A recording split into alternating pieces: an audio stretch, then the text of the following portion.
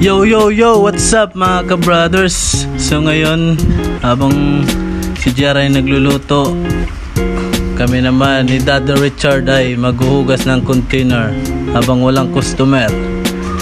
Ayan.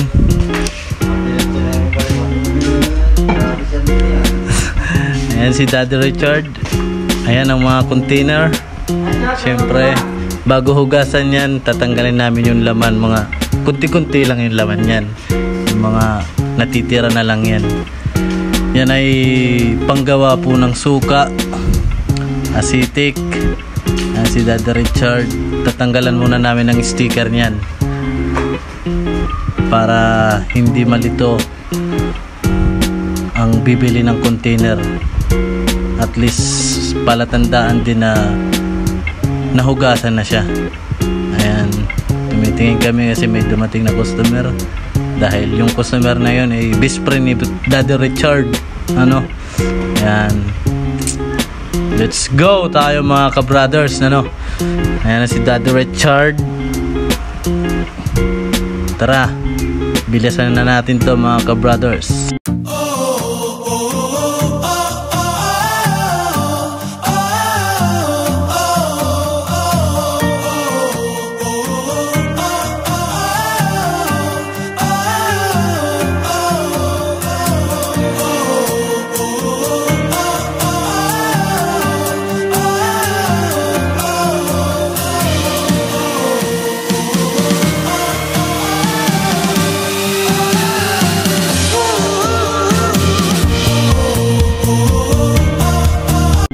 So ayun nga mga ka-brothers, tapos na namin tanggalin ng sticker. Ngayon ay tatanggalin namin yung mga kunti-kunting laman na asitik para mahugasan ang laman ng container at para maitago na namin. Kaya namin iniipon yan dahil sayang ang mga kunti-kunting asitik. At syempre pag marami na, saka namin ibibenta sa customer. Let's go!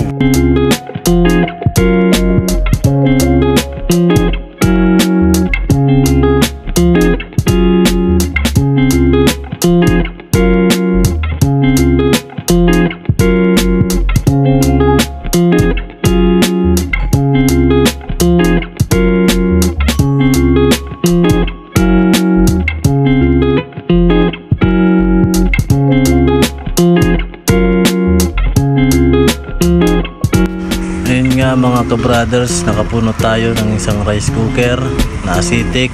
Ngayon ililipat natin sa lalagyan dito sa bote na to para maisalin na natin. Maghuhugas muna ako ng kamay kasi nanuhan tayo ng asitik. Dahan-dahan lang kasi nakakasunog ito.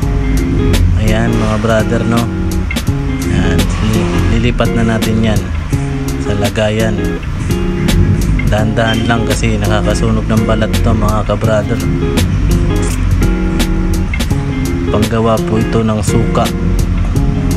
Matapang po ito.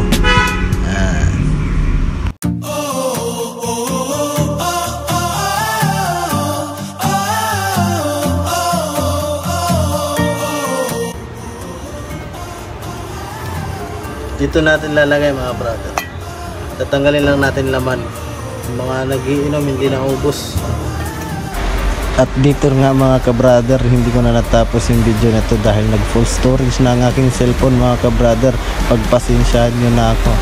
At maraming salamat mga ka-brother, dahil dito na lang to mga ka-brothers.